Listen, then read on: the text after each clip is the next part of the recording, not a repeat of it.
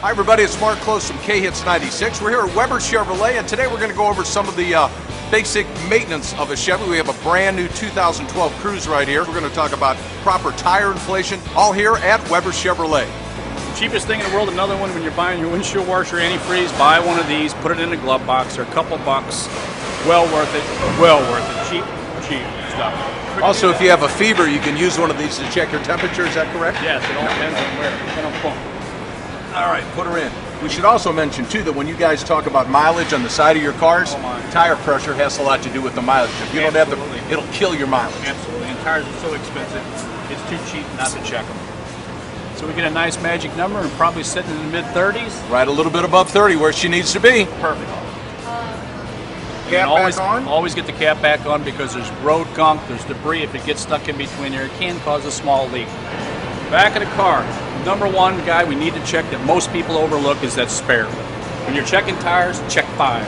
One cool thing I like to show about trunks, when people open up, and a lot of people, in the back, recently in the news there was an issue about some people being in the trunk. All new cars have this release, and it kind of glows. If it gets some sunlight on it, you can see it. Little kids trapped in there, you're trapped in there, simply pull the pin, the hood, the deck lid opens up. Very simple. This is another one that's really easy to do. Our spares in the back. I've got 90% of them do. Some of the performance cars don't, but the average car has a spare in the back. It's a little different than the other cars, other tires, only because this one's of limited use. You can only go about 50 miles on it. Okay. We've had that for quite a while, but it's lighter. You can put it in the car. Everybody's looking for gas mileage, and if I can reduce a few pounds, they do. But the same thing is, we're going to check the air in that one, but this one's going to be a little higher. Because it's going to be sitting probably for longer periods of time. They usually hit 50, 60, something like that.